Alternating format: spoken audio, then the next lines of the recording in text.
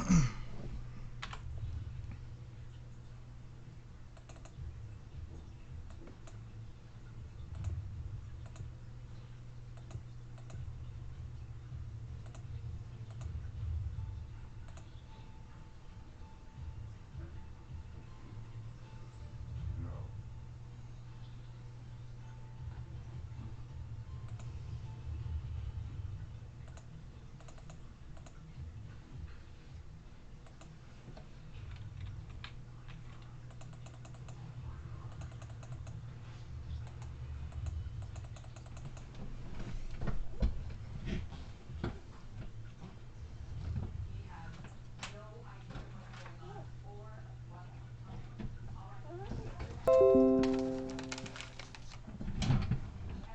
please come to the living room.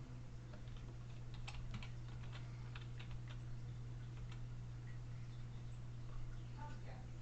I have some news and it's major.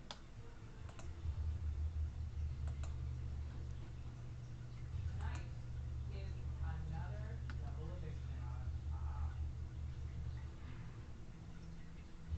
But for right now, I need to walk ahead to the backyard to get ready for the next HOH challenge.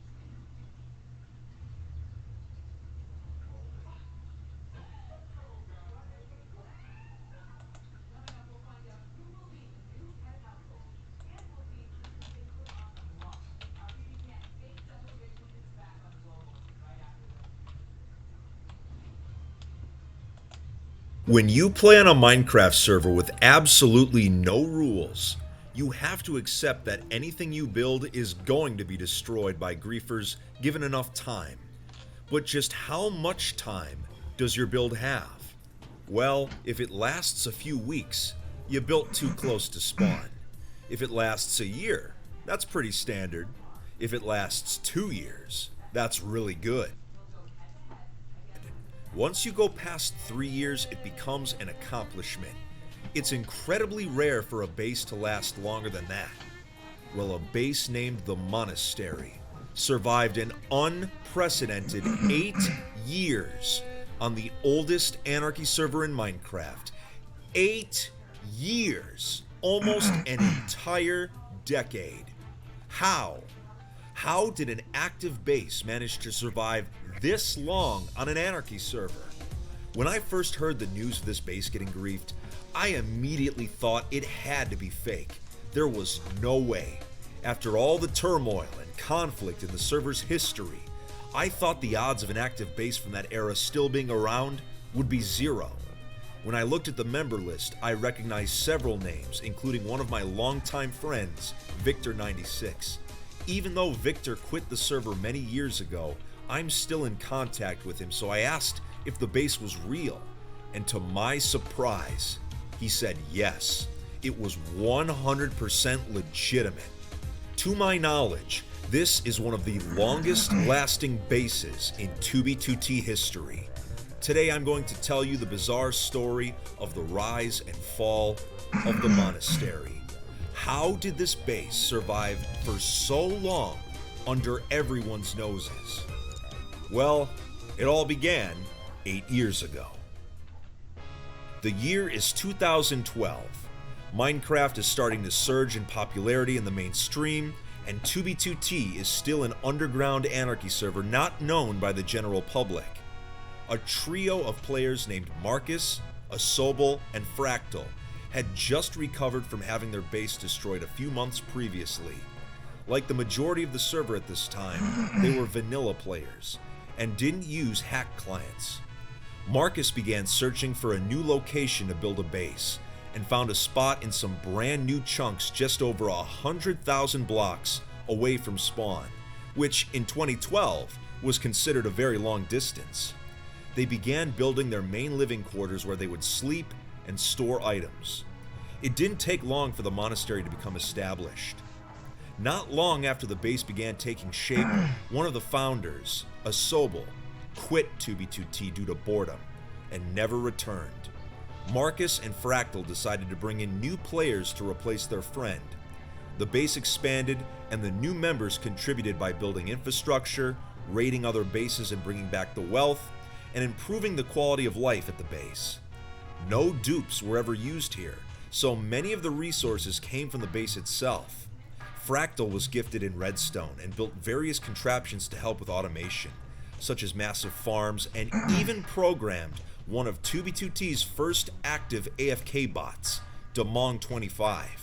This bot would stay online, keep farms running, and even monitor server TPS. Good times were had at this base, but slowly over the years, people became less active. By the start of 2016, Marcus, the founder of the base, was the only active player left at the monastery. His base had survived 4 years, and he wanted a change of pace. He was invited to a much larger group base at the time, Kinograd base, or KGB for short. He decided to abandon his home and make the trek to Kinograd. He got along well with his new basemates and things seemed to be going well, but not long after, tragedy would strike. One of the head builders at Kinograd, Ormonger, was not on good terms with several members of 2B2T's powerful elite, the Tyranny, and Bran, one of Or's basemates, sold him out, leaked the coordinates, and the base was destroyed. This grief was incredibly significant to the 2B2T community and was related to the backdoor drama of 2016. That is why this particular base grief is mentioned on the 2B2T timeline.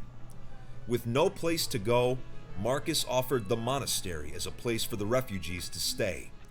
Marcus himself had lost the motivation to play and logged out of 2B2T for what he thought would be his final time.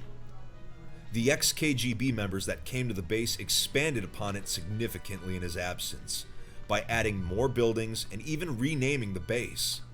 But much like Marcus, they too would lose the motivation to play, and the KGB refugees either quit 2B2T or moved on.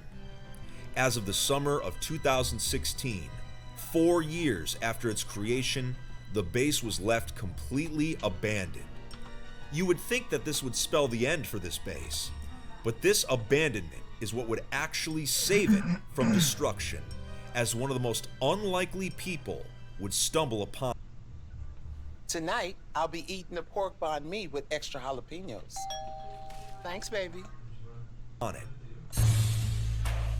The YouTube invasion of 2016 brought war to the server.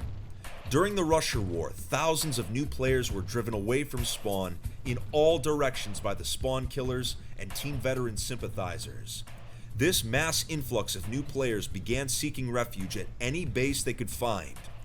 During this time, a player named Zapama had joined 2B2T with the rest of the Rusher fan base and stumbled upon the monastery by complete accident. He was able to gear himself up at the base and acquire its resources.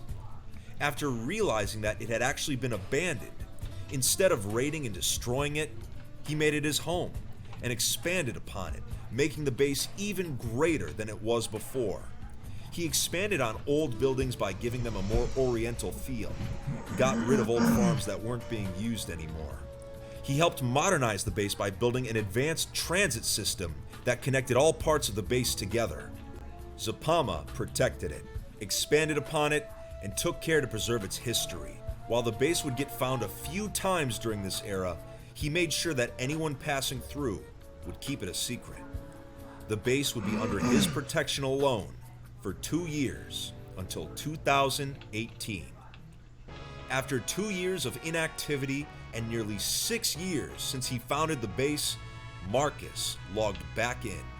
In total shock, he witnessed that the base had not only survived the war, but was in even better shape than before. Zapama introduced himself to Marcus as he recognized his name from the original member board. The two became friends, and Marcus convinced Fractal to log back in as well. Just like in 2012, the base owners were a trio again. They brought more modern blocks from the World of Color update to the base to make it look nicer, such as glazed terracotta and other blocks. Everything seemed to be going well, but the fun times would not last. In February, nearly 8 years after the base was founded, it was discovered by the group BSB, a griefing group that had spent the last year trying to make a name for themselves on the server. They blew the whole thing to smithereens with no hesitation. 8 years of history wiped out in a single evening. After the base was griefed, Marcus contacted me, feeling that the story of the monastery was finally ready to be told, but also because there was still an unsolved mystery at the base, and it involved a potential intervention by the server's admin, Housemaster. I was surprised because, like I said, nobody knew this base existed, and if it weren't for some of my old friends vouching for it, I would have written off the entire thing as a hoax. So to attempt to uncover this one final mystery, right now, we're going to take a look at what the base looked like the day before it was griefed, and actually see for ourselves if there was admin interference at this base. Let's do it. Here we are on a world download of the monastery the day before it was griefed. Now, this big mystery that Marcus was telling me about, it has to do with Housemaster removing this. Apparently, this mob farm was removed by Housemaster with World Edit because it was lagging the server. Now, I don't know if that's true or not, so we're going to take a look to see if there's any evidence of World Edit being used in those chunks. Now, for those of you that have been watching this entire video so far, if you haven't already, make sure to hit that subscribe button. I love bringing you 2v2t content. But anyway, let's take a look over here. Now, it should have been right here. And it was floating, so there really is no easy way for us to tell whether it was removed with World Edit or not. The chunks don't look any different. There doesn't seem to be any signs of tampering. Marcus just told me that one day he logged in and the mob farm was just completely gone. And this was before he abandoned it for the first time. So, you know, I guess that's just one of those urban legends that we're never going to find out the answer to. Unless Housefest is up someday. But anyway, if you want to explore this base for yourself, I've actually left a world download link in the description if you want to check it out yourselves. But that's it for today's video, everyone. If you enjoyed, make sure to hit that subscribe button and follow me on Twitter and Instagram to stay updated on when new 2v2t content is coming out. But that's it, everyone. Take it easy, and if you plan to play, make sure you stay alive out there, Fit Fam. Hey, you! Me? Yeah, you! Don't you want to play something different? Bring it up!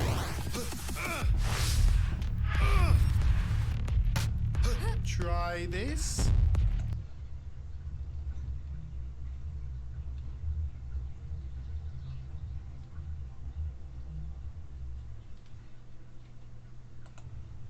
Mr. Beast, one of the largest YouTubers on the entire platform, unexpectedly joined the oldest Anarchy server in Minecraft last week, and in the process, almost killed him. As soon as him and his filming crew joined, they were instantly spotted in chat and the server began to panic. 2b2t has a history of YouTubers invading the server, causing it to be unplayable at times. Much of the player base has rough memories from these events.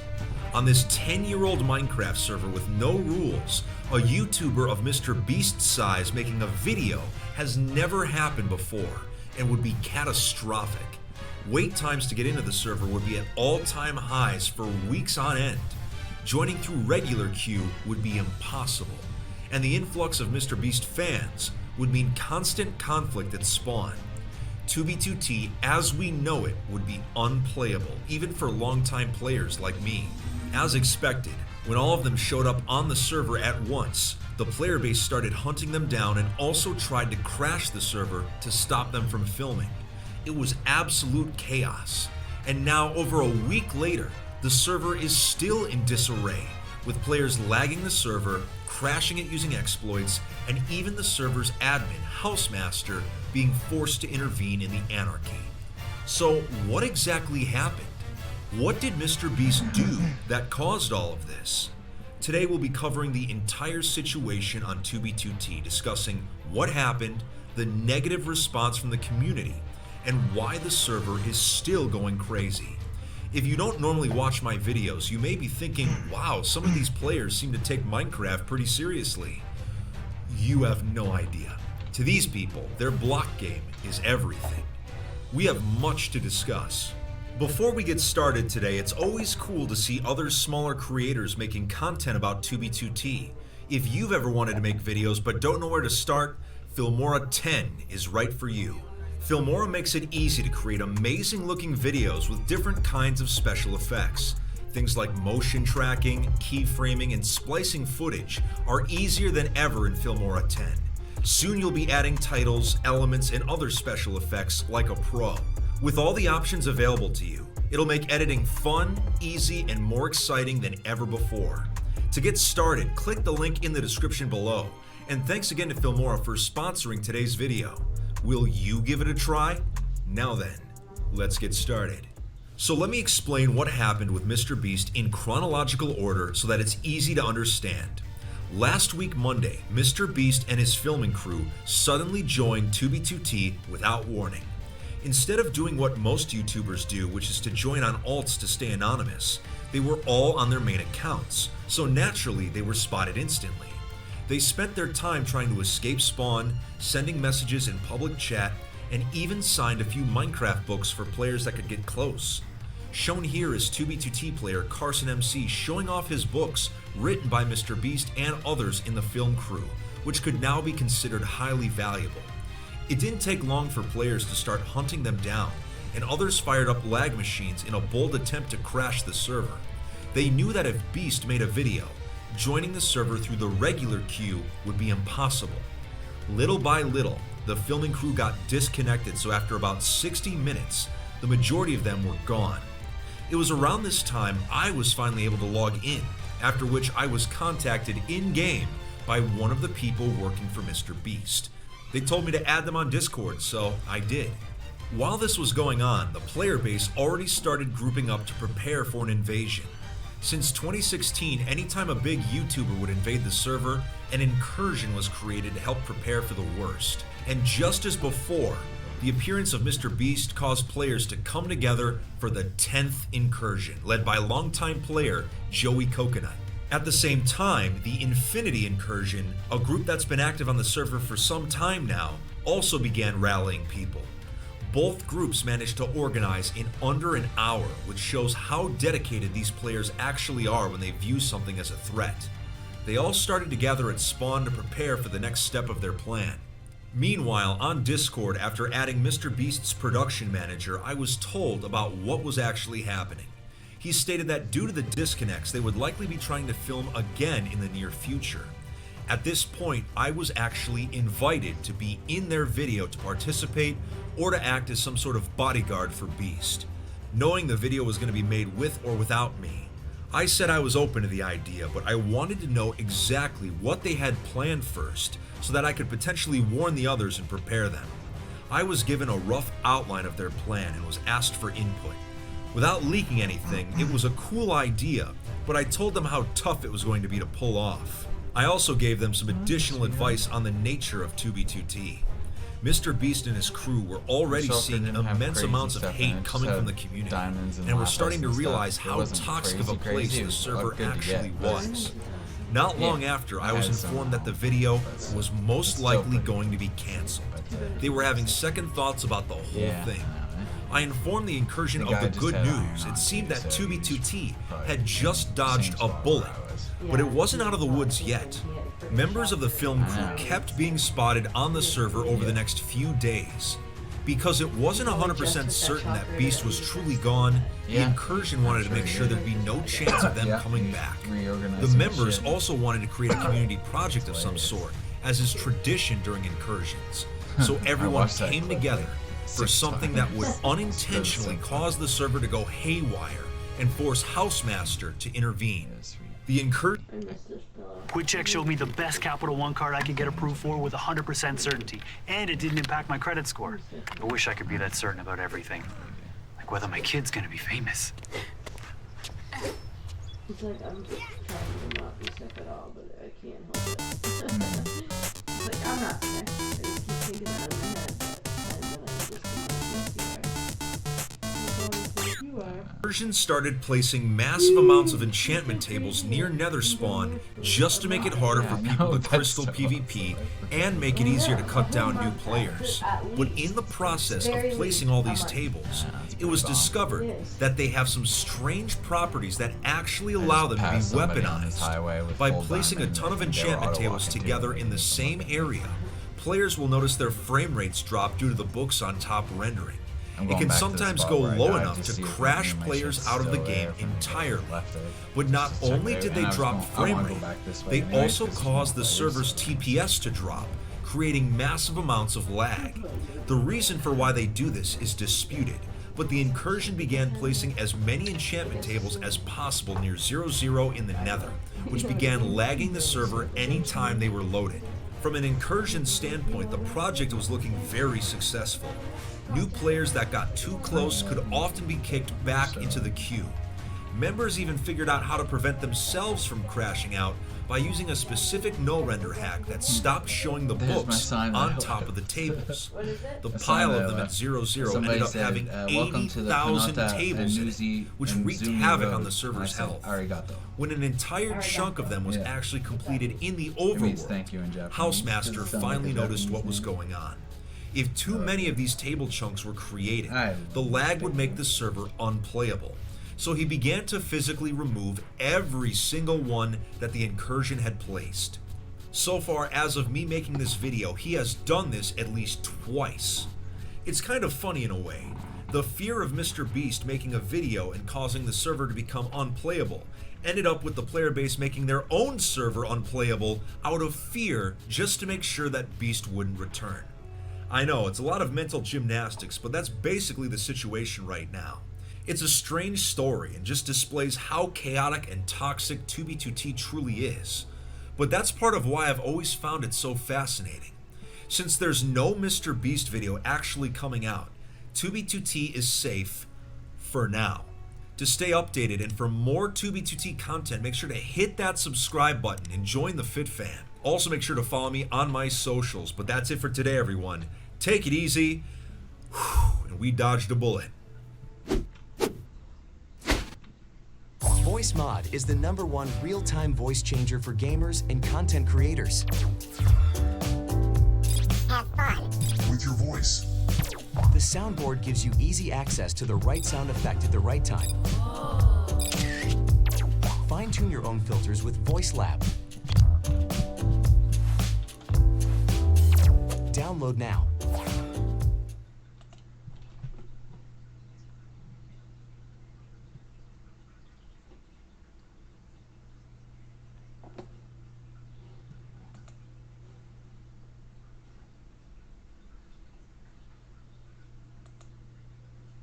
What I'm about to tell you is ridiculous. A few nights ago, I got killed by a digital hitman on the oldest Anarchy server in Minecraft. In my 7 years on this server, this has never happened to me before, where someone knew where I was going to be, the time I was going to be there, and managed to take me out when I was at my most vulnerable. As if this place wasn't crazy enough, we have Minecraft hitmen now. So let me give you some backstory. This week's video originally was just going to focus on a group called the Guardsmen, their history on the server, how they protect land from griefers, and even me being inducted into the group with a proper ceremony. But while filming, the attack happened out of nowhere and fast. I was almost bed trapped, which means that something or someone leaked. The question is, who was the actual target here? Was it me? Or was it the Guardsmen and I just got caught in the crossfire? I'm going to show you the footage of everything leading up to the hit. A lot of this video was edited before the ceremony took place, so I had no idea any of this was about to go down. Let today be a lesson about why you should never let your guard down on Anarchy servers in Minecraft, and watch as I unknowingly walk into my own digital death. It all started 7 days ago. Today I've received an unusual request. My friend Hermeticlock wants to meet me in-game at the ruins of my old base, Aureus City, which was destroyed 4 years ago.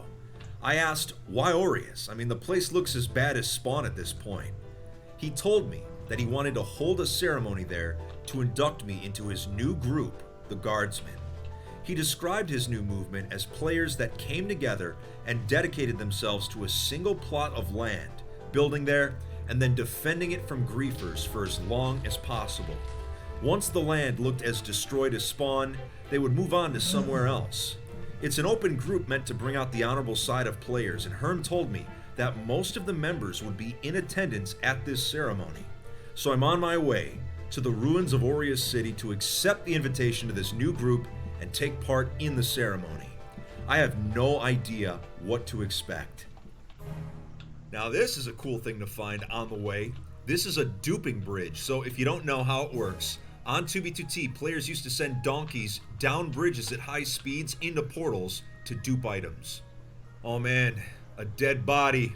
You hate to see it. Yeah, hate to see it. Let's see. Yeah, they left all their items in this chest here. They must have done a /kill back to spawn. But, oh yeah, the XP is still there too. So we found a donkey bridge and a dead body, and we haven't even reached Aureus yet. This is an interesting trip, to say the least.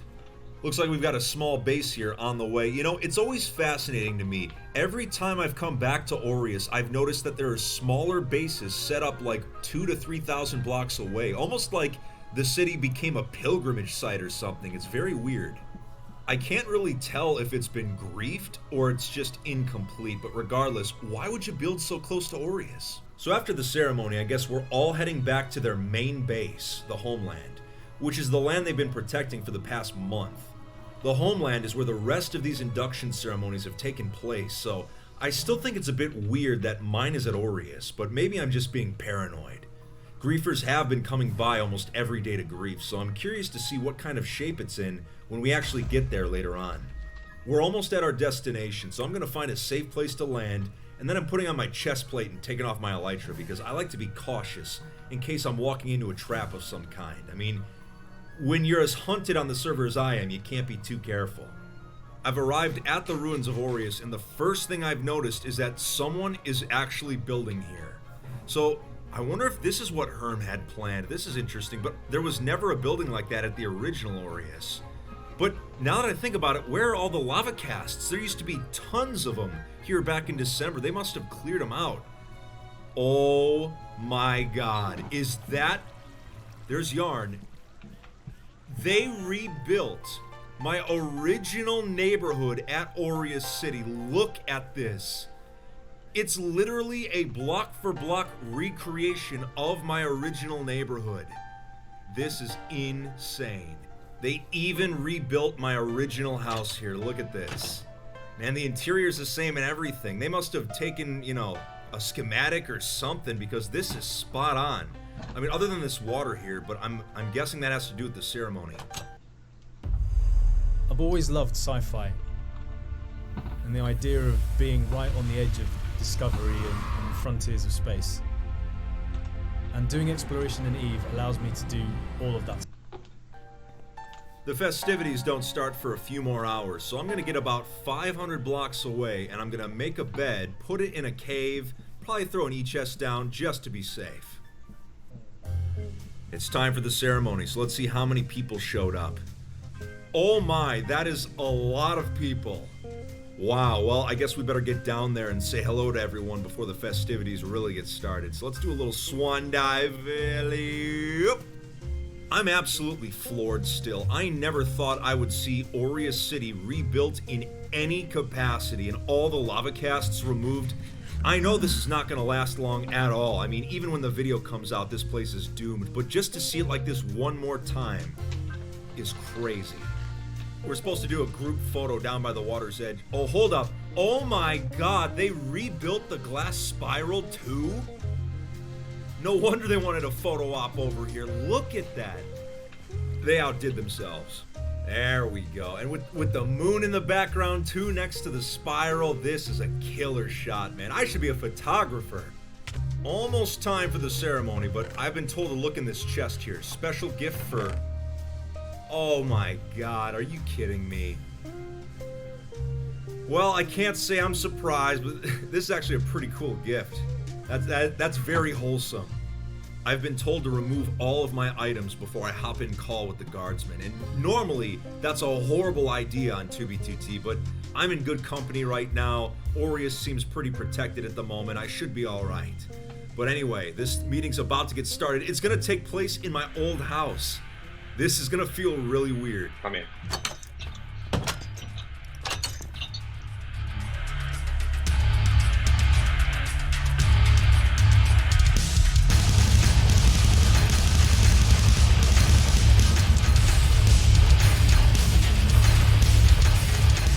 I'm guessing that's not part of the ceremony, right? I didn't have time to grab much stuff because I have to head over quickly. Yarn apparently has been bed trapped by the attacker that killed us. So if he's bed trapped, he's gonna get killed over and over. Come to save him. All right, I see you down there. I'm gonna try to land. We had to know something like this. Get me out of the bed trap. Here we go. Sit tight. I'm gonna have you out of there in a jiffy. I think the attacker's nearby, so you gotta really make a run for it, dude. Yeah, get out of here. Go, go, go. Oh, no! I've got no combat gear, so I gotta fly away. Hopefully I can make it out of here. Let's go, Fitz. Come on, come on. There we go. All right, we made it to safety. That was unexpected. I'm near the iron farm right now because I am looking for an E-chest. I took off so quickly to free Yarnamite that I completely forgot.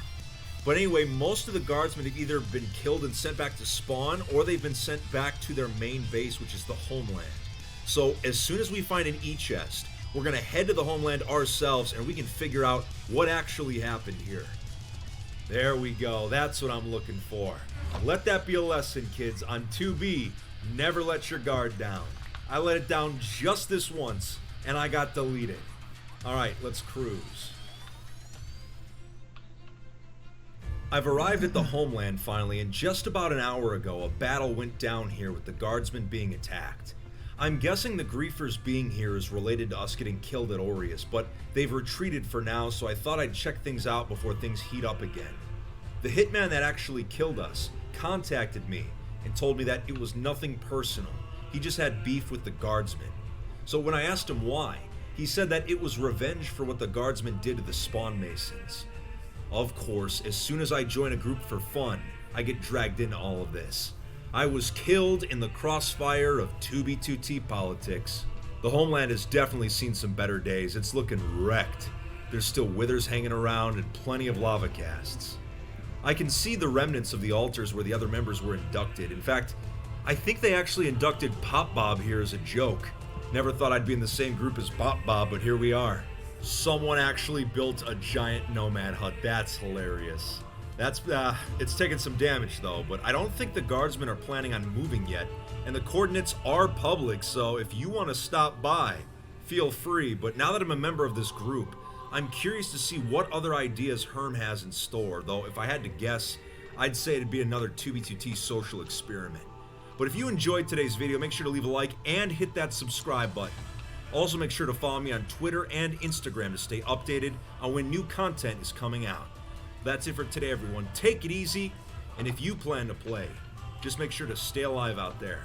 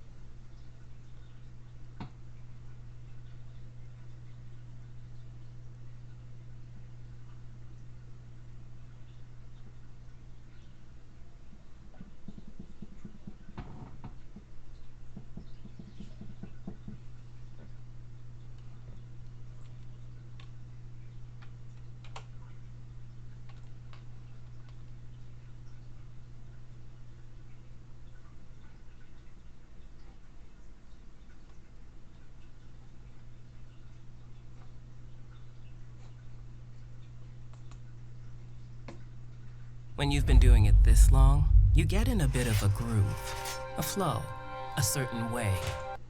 It's no secret that the oldest Anarchy server in Minecraft is one of the most chaotic places in all of the Minecraft community. So would you be surprised to learn there's an underground fight club where new players are forced to fight each other barehanded? It might sound harsh, but there's a reason they're fighting. The winners are given high-level gear and shulker boxes that would otherwise take a very long time to obtain.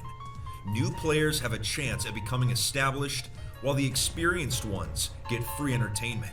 As soon as I discovered that these fights were taking place, I became highly interested in learning more. So today on 2B2T, I'm going undercover as a new player to sneak into this Minecraft fight club and learn more about the history of this bizarre practice. Since this will be my first time at the club, I will be forced to fight. I have no idea what to expect. Before we get started though, it's appropriate that we'll be in a fight arena because today's video is sponsored by Frag Pro Shooter, the best shooter game of 2020, designed for mobile devices with more than 30 million players. You can click the link in the description to download it today. The rules are simple. Destroy the enemy bunkers as quickly as possible. Once destroyed, you'll be able to access the tower and destroy it to win. The game has more than 80 characters to collect, all with unique roles and gameplay experiences. You choose your favorites to build a team of 5 and come up with your own strategies. The new 2v2 game mode lets you build a team with one of your friends or a random partner and play against others. You'll choose 3 of your own characters while your partner will get the other 3. Get free rewards right now only thanks to the link in the description down below. Now then, let's get started. Here we are on 2B2T. I'm on my alt account, Casa Maestro, which at the time of me filming this is currently an unknown alt. So this is how I'm planning to sneak into Fight Club tonight. The history behind the club's pretty fascinating. It all started with a player named Ken. That's not his actual Minecraft username, as you can clearly see. But he's been running these fights since 2017, but it wasn't until recently that the club really took off and started gaining traction. New players are given 1 totem and enter the ring to fight each other barehanded.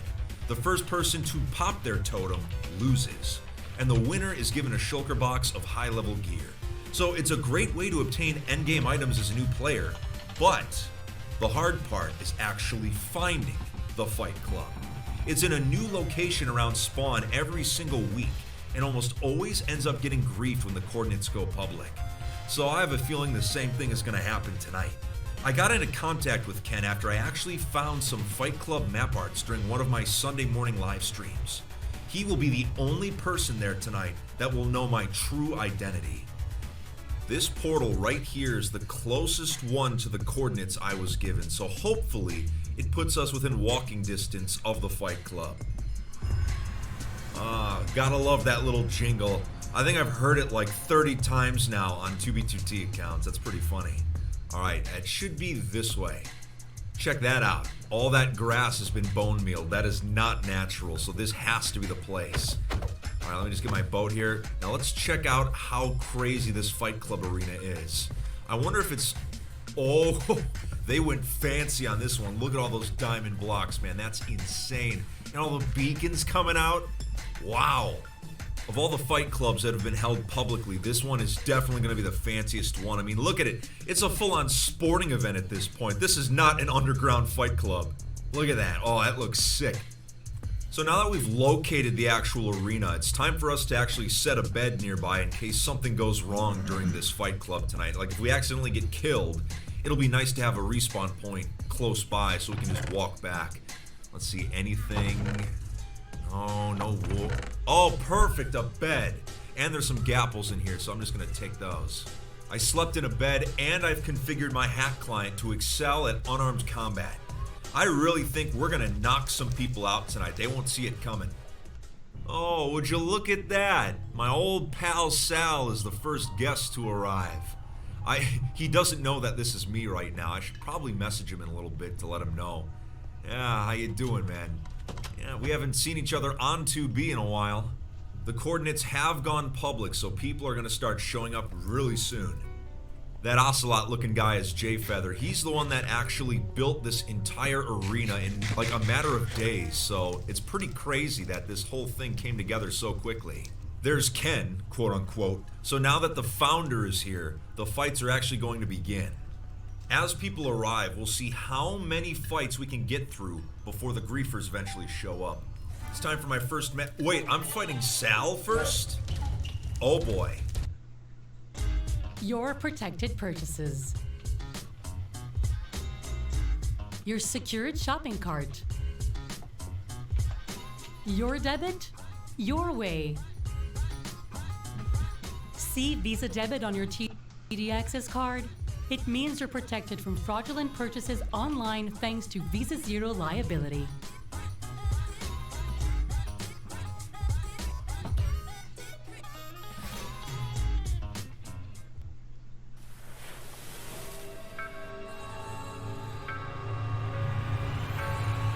The world opens up to those who are open to it. And it all starts with taste. The taste, liberté. Even though Sal's my friend, I have to fight him right now because this is my first time at Fight Club, so it's nothing personal. This is just for the spirit of the club. All right, you ready? Mano a mano, baby. Are you ready?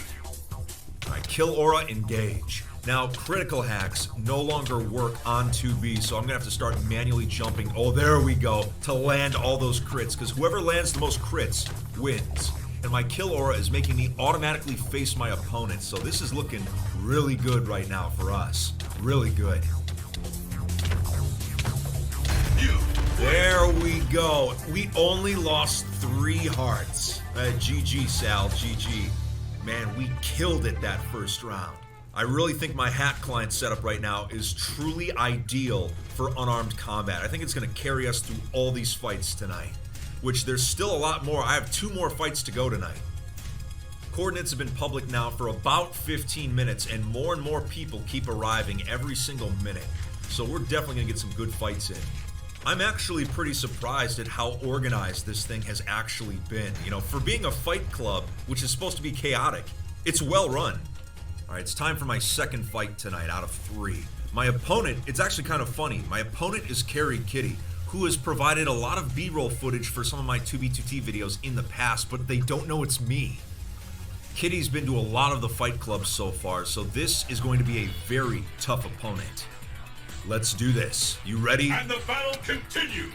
All right, let's get it a second time here. Let's go. All right, we're landing crit after crit right now. This is looking good so far. We're taking a little more damage than the first round.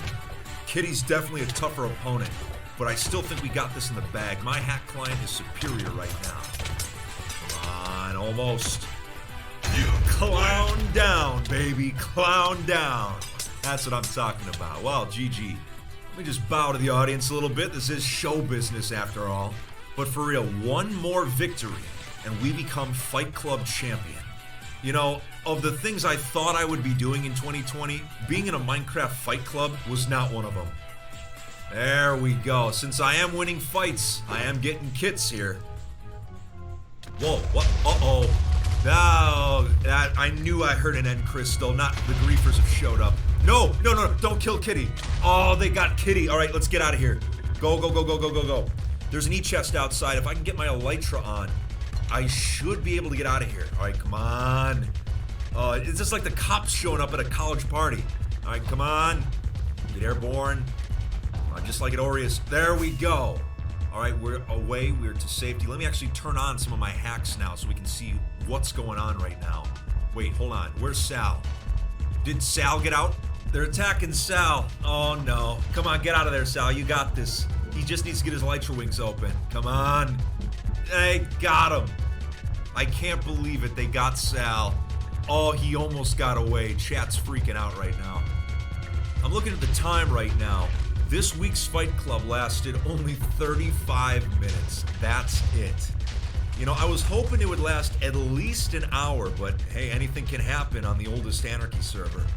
You know, I just realized something. These griefers, they're using end crystals to grief. They're not even using TNT. How do you forget TNT as a griefer? Look at this. It's daytime now, and they're still going. This is the most amateur Bush League griefing I think I've ever seen on the server. Wow, the fact that this thing is still recognizable, are you guys even trying right now? Like, I'm actually in awe of how bad this grief is. Like, just get some TNT and nuke the place. Why are you just, messing around with these crystals? Yeah, here's a little love tap for you. All right, now let's actually get out of here. We've seen enough. Everyone else has abandoned the place. Let's go. So is Fight Club a legitimate strategy for new players to acquire gear? I would say the answer is yes. I mean, we got a kit, and we didn't even have to try that hard. So overall, Ken has done a really nice job running these Fight Club events, as well as all the other people involved. And this is some of the most fun I've had on 2B in a while, so will I show up to another Fight Club eventually? Maybe. But anyway, guys, if you enjoyed today's video, make sure to leave a like and hit that subscribe button. Also, make sure to follow me on Twitter and Instagram to stay updated on when new content is coming out. Well, that's it for today, everyone. Take it easy, and we'll see you next time.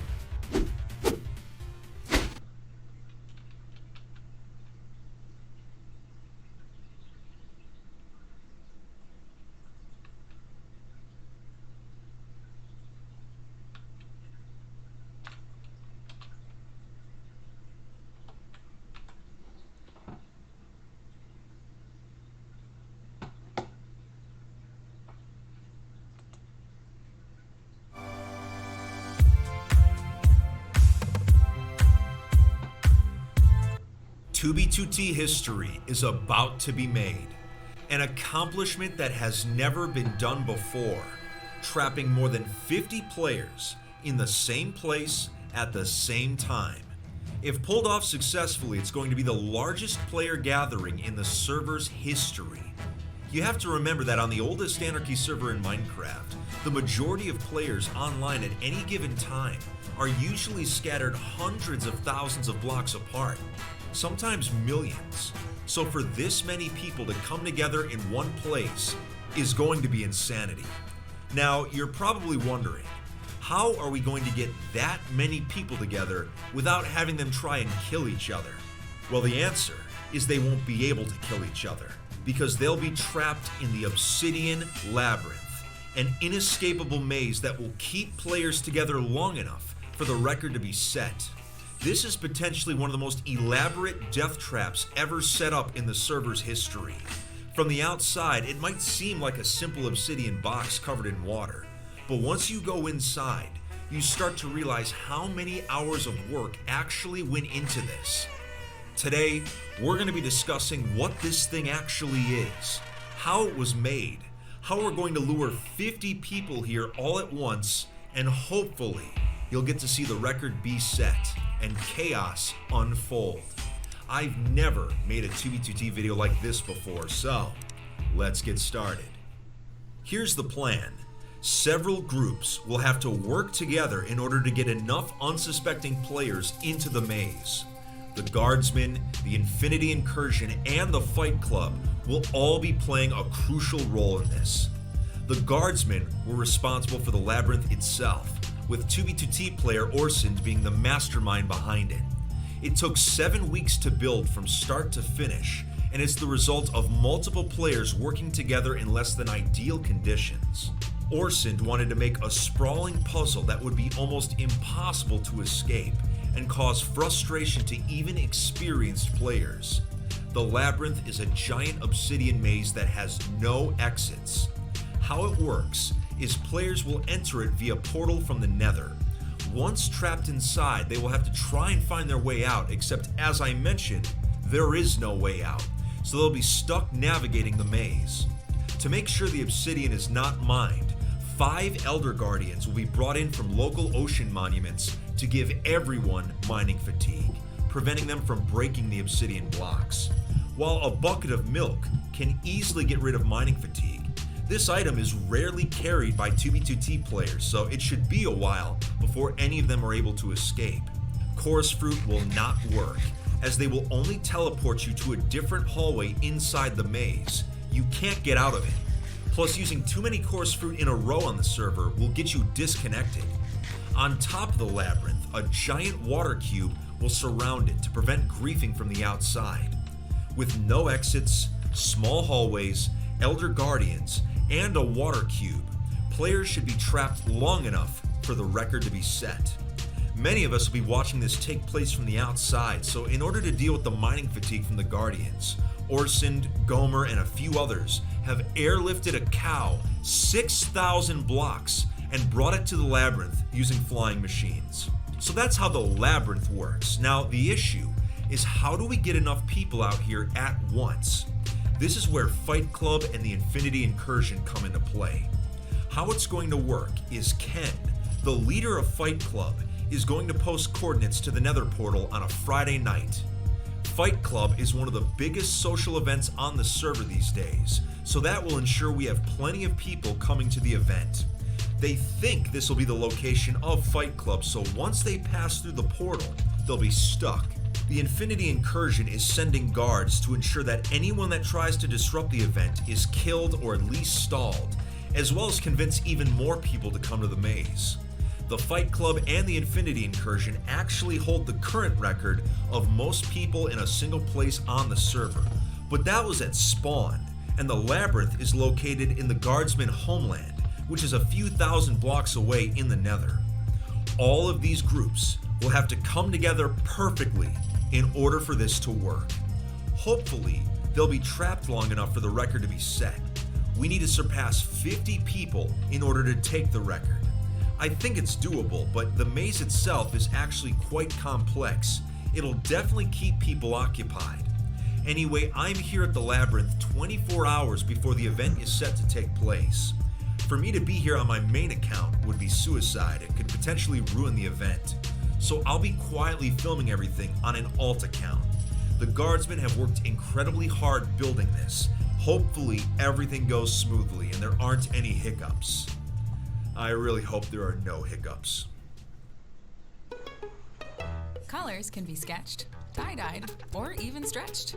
Whether you prefer hot pinks or cool blues, we have thousands of colors to show off every shade of you. Discover your colors with Michael's same-day delivery and curbside pickup. Michael's, made by you.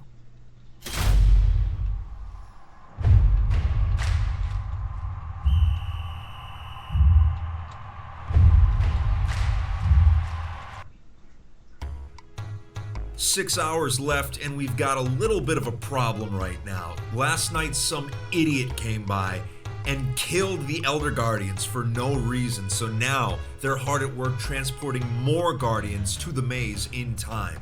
I think we should be able to get them in place before the event starts, but fingers crossed. That was a close one. We've got about an hour before the event, and the Guardsmen managed to get the Elders back in the Labyrinth, so mission accomplished.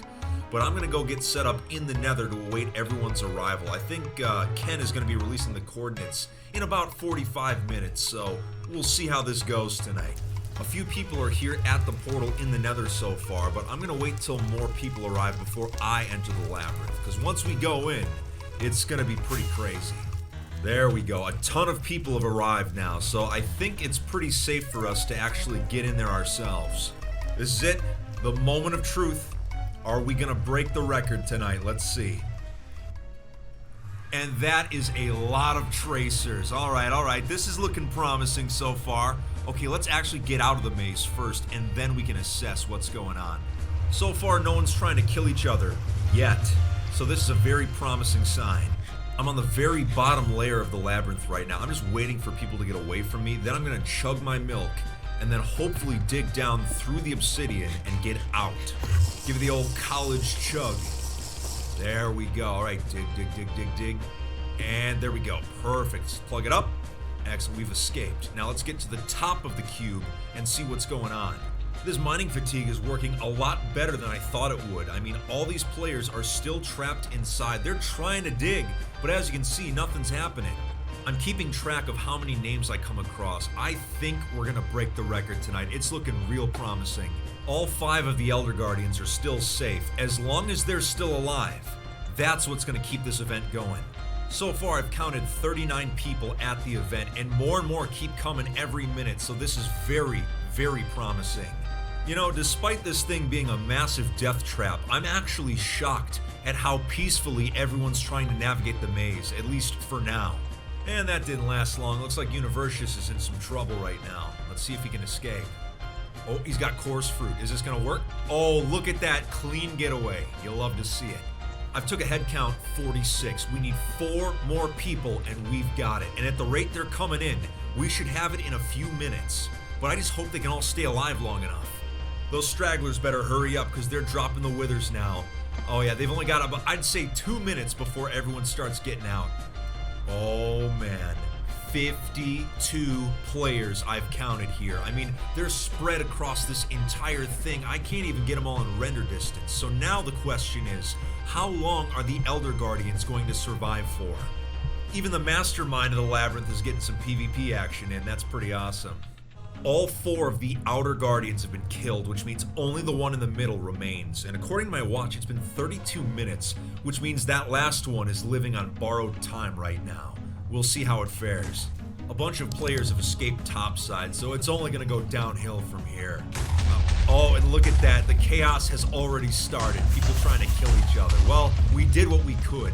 They're trying to break into the final chamber to kill the last Guardian, so it looks like the event might be coming to a close really soon. Whoa!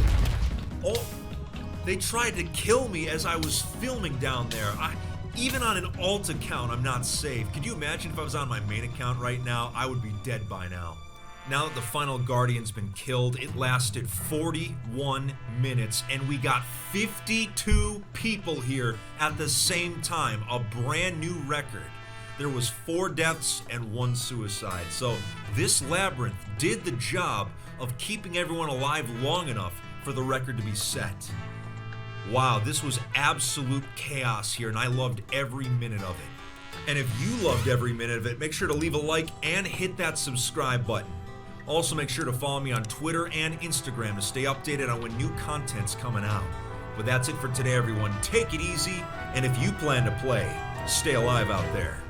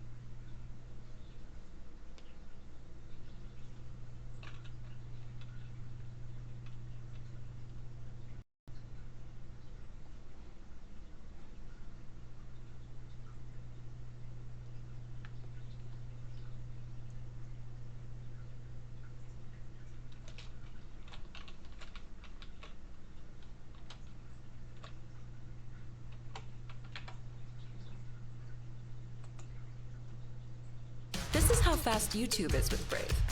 Notice how there's no pre-roll ads? And here's how you... The famous Nether Highway system on the oldest Anarchy server in Minecraft is in trouble. On 2B2T, griefers have begun an unorthodox campaign to shut all the roads down using an automated program, and the highway repair groups are doing their best to fight back.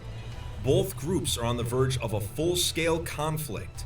On many servers, Nether highways are the roads that keep people connected and are the most effective way to travel long distances. This is especially true on 2B2T, which holds the world record for the longest Nether highways ever built in survival Minecraft, going on for millions of blocks. But this massive system is in trouble, and today we're taking a look at what's been happening to them, why they are being griefed, how they are being griefed, and what is being done to stop it. I'll also be logging into the server itself to take a look firsthand at the damage. Since we're going to be in the Nether today, things are going to get heated, so I hope you're ready. To understand why the highways being griefed is such a big deal, you need to understand just how massive they actually are. Despite having zero grief protection, each main axis highway goes all the way to 3.7 million blocks in the Nether, which brings you to the world border on the other side of the portals. Their combined length is 14.8 million blocks, or about 15,000 kilometers, almost one half the circumference of planet Earth, and that's only counting the main roads, not even the diagonals or highways to the corners, which would bring the total length even higher. To a griefer, this is very imposing, but recently a campaign has been started against the highways using an automated technique that's never been seen before. Let me explain. In the past, there have been griefing attempts on the Nether highways, but none of them really worked. The highway system is notoriously difficult to grief for a few reasons. The first being how durable the roads actually are. Back in the day, beds and other explosives were used to destroy the tunnels, but all it took was a single bridge of blocks to make the griefing obsolete. When obsidian became the main material used to construct roads, withers were used to try and destroy them. But withers can only take out a certain amount of blocks before falling to the Nether floor, and the obsidian can easily be replaced. Cobwebs were actually used at one point to slow players down, but because 2B2T is an anarchy server where hacking is allowed, they can be walked through at full speed if a player is using no slow hacks. So this was a lot of work for something that would only work on vanilla players. During YouTube invasions, lava walls or other traps were made to stop people, but since god apples are so common, all it takes is one to make these traps useless. On top of these grief methods, the Nether Highway system is one of the few public works projects that has dedicated groups of players repairing them at all times. SIG, or the Spawn Infrastructure Group, is probably one of the most well-known. The group has mainly been responsible for the upkeep of the highway system the past few years.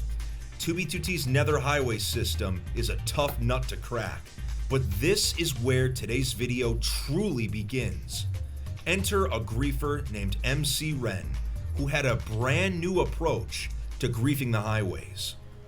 Over the past year, the server has been going through its automation period, with bots being responsible for constructing massive obsidian structures near spawn. Ren saw how effective these methods were at creating massive objects that were tough to grief, and that's when it hit him. The highway repair groups have always undone griefs by placing obsidian. They've never actually had to remove it. So instead of trying to destroy the highways, what if they were clogged up? Ren got to work and created a program that automatically placed obsidian in a solid wall as he walked backwards, perfectly fitting the highway's design. Now, even with efficiency 5 on a diamond pickaxe, it takes 2.2 seconds to mine one block of obsidian, and that's assuming there's no lag. Ren's program places 10 blocks of obsidian per second. So in the time it would take to mine one block, 22 of them can be placed automatically. Block placement is set to 1 tick per block with a slight delay in order to prevent the server's anti-cheat from kicking in. This is the first time in the server's history where griefing the obsidian highways is actually easier than repairing them. It didn't take long for others to join Ren in his cause, and soon, multiple people were working together to grief the roads. As soon as word got out that the highways were being plugged, the repair groups did what they could to prevent the griefing. One in particular, the IIS, or Independent Interstate Society, began a campaign to directly stop the griefers. Because the highways could be filled in so quickly, it took multiple people working at the same time in order to undo the damage. This footage is taken from the Milkmaid's YouTube channel, where we see the members of the IIS constantly racing against the clock in order to stop the griefers. The side highways that run parallel to the main highways were expanded to make travel easier. Haste beacons were set up in order to make mining obsidian even faster, but even with the beacons, it still takes 1 second to mine a piece of obsidian with efficiency 5, which is still far slower than Ren's program is capable of placing them. So with a method of griefing this simple, how can they truly be stopped? Have you ever noticed how much brighter the sun shines after a storm? Maybe that's just nature's way of making up for what we missed. After speaking to the griefers themselves, they told me that crystal PvP is the biggest threat, as they have to stop what they are doing and deal with them as they come by. But just in the past week, the server's admin, Housemaster, has nerfed some of the PvP hacks allowed on the server. Crystal Aura is now much slower and harder to kill with, so taking out griefers with crystals will require much more effort. Another thing slowing down the griefers is that they have to occasionally stop and mine E-chests in order to obtain more obsidian. So catching a griefer off guard while they are mining is another legitimate tactic. But despite the best efforts of the repair groups, the highways continue to be plugged. So we are going to log into 2B2T right now to see who is currently winning this griefing war and how the campaign has disrupted travel all across the server. Let's do this. I'm back on my alt account K-Pop Bob so we can head back to spawn to see the damage. Now before we head there, I want to say if you're enjoying today's video and you enjoy 2B2T content, consider hitting that subscribe button. But no pressure, no pressure. Alright, let me organize my inventory and then we're going to /kill all the way back to spawn. Ah, spawn, sweet spawn. Gotta love the beauty of this destruction. But anyway, I'm gonna turn on my portal tracer hacks to see if we can find another portal. Oh, we have quite the selection to choose from right now. But we're gonna go with the one that's topside. So we wanna get into the Nether and see the overall damage that's been caused by this highway war. Let's do it. The Nether hub is looking even more destroyed than it normally is, and that's saying something. It looks like, oh, there's someone trapped in a portal right there. Poor them. But there's a lot of activity in the Nether right now, so we have to be extra careful as we navigate. This new player won't stop following me. Must not crystal. I'm gonna play nice. I'm not gonna kill him. He can come along. I just hope he doesn't get us into trouble. Alright, let's keep moving. On the early parts of the highway here, it seems like it's been cleared out. I mean, you can see the remnants of the blockage on the sides of the road. Oh, hold up. Oh, we've got a repair person up here. Will they let us pass peacefully? Yeah, don't mind us. We're just two brand new players just minding our own business. Yep, don't mind us. That's, oh, wow. He actually let us pass. That's awesome. Man, these repair people are actually pretty dope. All right, let's continue, and hopefully we don't run into any more trouble farther down the road, but it seems pretty clear. And here we go, some blockage. Now, the first part of the Nether highway has been cleared pretty well, but we've got the blockage here around 2,000 blocks out. But it looks like they've been making some side highways. Look at that. So those are brand new Nether highways constructed on the side of the blockage. So the repair groups like the IIS are doing a really good job right now. All right, let's continue. So to explain what's happening, the repair groups and the griefers are basically insulting each other with wither names, and I can't even show it to you because it is just some vile, disgusting stuff. But look at all these withers. Jeez. I guess one was not enough, huh? The blockage is continuing to get worse here, as you can see. So the early parts of the highway were cleared very well, but these later sections are really, they need some work. But there's a little tunnel here, which is good. But still, if you were elytra flying, this would be a major inconvenience. Oh! Oh! That could have been the end of the video right there, but there's this small path underneath. Oh, that could have been much worse. Much worse. And we're still going here. Woo! Man, you always got to stay on your toes. Man, they are just going at it with these withers, man. Uh-oh. Oh, we got a griefer. That is one of the highway griefers. Oh, but he's stuck in the tunnel right now. Okay, maybe I can make my way towards the side of the highway and get off in a tunnel. All right, let's go. Sorry, bud, you're on your own. On 2B2T, it's kill or be killed, man. Every man for themselves. All right, is there a portal? Come on. Okay, they're out of tracer range now, which is good. All right, here's a portal. Let's hop in. Is he coming? Is he coming? No. He took the bait by going after that other player. Housemaster, rest his soul. But we did it. We made it out alive. Now it's time to get down from here. I'm back on my main account right now, and from what we were able to see on the highways, this war is still going on between the builders and the griefers. Which side are you on? Well, all I can say is that I will be following all the developments of this conflict very closely, as I always do. And remember, if you enjoyed today's video, make sure to leave a like, And also follow me on Instagram and Twitter to stay updated on when new content is coming out. But that's it for today, everyone. Take it easy, and if you plan to play on 2B2T, just make sure to stay alive out there, okay?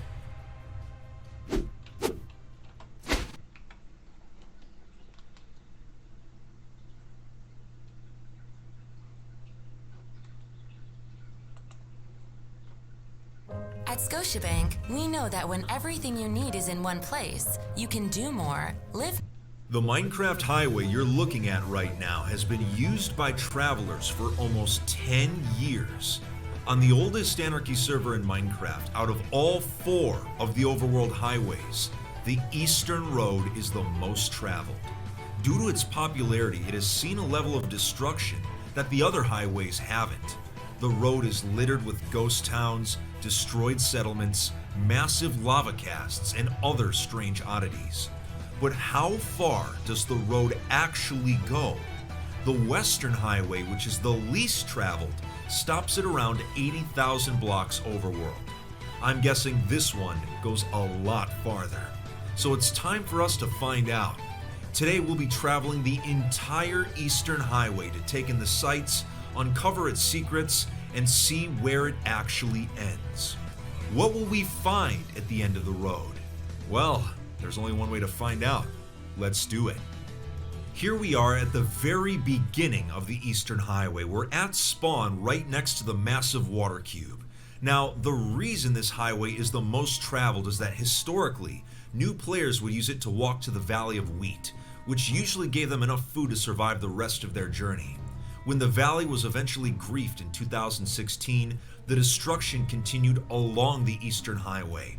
Almost no settlements survived. So it's time for us to find out how far it actually goes, and if there's any settlements still standing. But we're taking this trip alone. Let's get a move on. Look at these vines going all the way down to bedrock. Just another site of 2B2T spawn. I legitimately have no idea how long the road actually is. I'm assuming it goes to at least 100,000 blocks. But after that, I don't know. Oh, check that out. There's a horse down there. Oh, it's a skeleton horse too. That's really useful. Skeleton horses are highly valued on 2B2T because withers will not actually attack them due to their undead status. So let's go get this bad boy. I'm on an alt account right now, so I don't actually have any saddles, but that's alright, because on 2B2T, no saddle, no problem. The entity control hack allows me to use the horse anyway. The only downside is that it makes the horse's movement kind of strange, but I can tolerate it for now, at least until we get far out from spawn, then we can go find a saddle. We've made it a few thousand blocks away, the horse is in one piece, so now the real journey begins, and thanks to entity speed, it'll go a little bit quicker than I originally anticipated. Whoa. Alright, crystal trap. These are common on the highways for people that accidentally leave their crystal aura on. We need to be careful.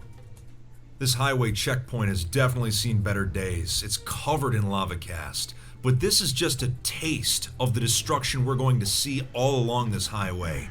Let's keep moving. And would you take a look at this? This is the 10K milestone on the highway. Oh man, we gotta get a better look at this thing. If I'm remembering correctly, I believe this was built by a group called the Templars a few years ago, and it's still in great shape. Obsidian really can stand the test of time if done properly. Wow, this place is amazing. Now we've hit 10,000 blocks. Our next major milestone on the highway here is going to be at 13,000 blocks, which is the Valley of Wheat. Well, at least what's left of it anyway. And there she is, looking as lava casted as ever. Man, it seems like every time I come here, the lava cast gets bigger and bigger. But man, as we move along this terrain here, I'm noticing the horse is having trouble going up and down slopes, and it's kind of jerking around a little bit. So after we're done with the Valley of Wheat here, we definitely need to go get a saddle, but oh my god. Look how massive it is. Whoa, check this out. Wait, there's actual wheat at the Valley of Wheat right now? Are you serious? The fact that someone's trying to recreate the valley using obsidian instead of sandstone, it's quite impressive and very noble, but foolish, I might add. But hey, on an Anarchy server, I'm sure they understand that if they build this, it's likely going to get griefed again. Take a look up there. Airships. There's a whole bunch of them up there. It looks like they were trying to put together a squadron for bombing the lava casts, but recently, the server's admin, Housemaster, patched TNT duplication, so they likely weren't able to finish the bombings in time. Wow, but they're up there ready to move. Whoever put these signs up has no idea this is actually the valley. They think it's just a massive lava cast. I guess it shows why documenting the server's history is so important, because without it, many of these builds and structures would be lost to time. Just a couple of gravestones, that's not a bad sign or anything, right? I think we'll be okay. Oh wait, it says you. Hopefully that's not us that ends up in that grave, but I think we'll be alright. But why do I get the feeling that the highway is just gonna get weirder and weirder from here? I just have a feeling, you know? But, my horse. It's having trouble getting up these steps. I think it's time for me to go find a saddle real quick. I had to travel about 5,000 blocks off the highway to find this dungeon, but now we're in business. There we go, with the saddle, with Entity Speed hacks and Entity Jesus hacks. It's controlling like a dream right now. The rest of the journey is going to be so much more pleasant. I'm sure this used to be a base at one point, but by now I think you've realized it's a bad idea to build on the Axis Highway. I mean, everything we've seen so far has been griefed. I have yet to see a settlement that is actually still standing. That goes to show you just how frequently griefers are patrolling this road. I'm sorry, there's a massive unlit portal here. I had to stop just to light it. I've got to do this. I mean, there's a lot of people that have been here. I'm sure it was lit at one point. So, let's do the honors again. Oh, big portal. The 20,000 block milestone with a stained glass tower and Swiss cheese obsidian. I can't believe how much we've already seen, and we're only 20k out. That's wild. Another ghost town. You know, every time I see one like this, I always wonder who were the residents. Where are they now in life? Like, do they even play Minecraft anymore? I always have these thoughts when I'm exploring on 2B. Oh, we've got some chests up here. Oh, look at this. It's an actual settlement, the Slushy Shack. That's an interesting name. But hey, this is the first intact settlement we've seen. And look at all the travelers that have come through here, all the signs. This is great. I mean, there's no items left, but hey, what can you do? Wow, I'm just glad we found something that's intact so far.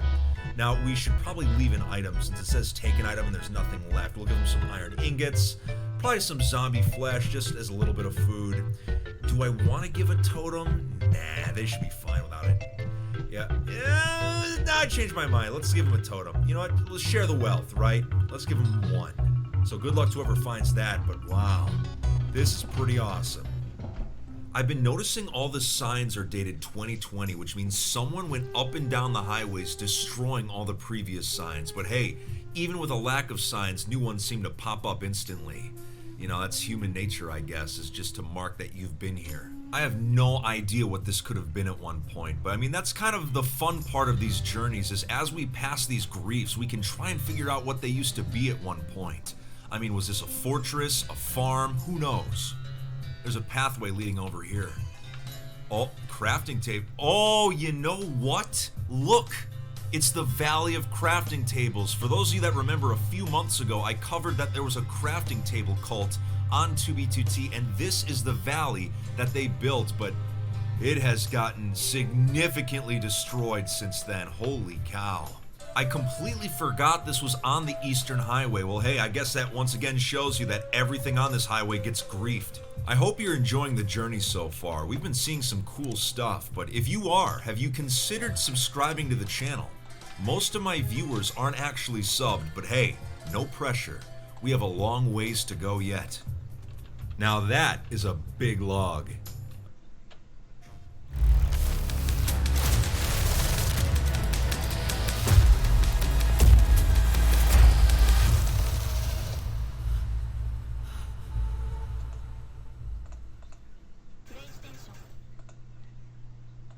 Ready to get started with Google Ads? Here's a few tips to get you on the right track. Let's start with your search ads. First, grab customers' attention in the headline. Try our new stuffed crust pizza. Then, be clear on what you offer. Is this pizza for delivery? Great. Finally, tell them what to do next. Call to order now. Nice. Next, build your campaign. Pick your goals. That could be more clicks, calls, or more clients visiting your store. Then decide who you're selling to and where. I mean, it used to be a log, but now it's burnt down. I don't know if that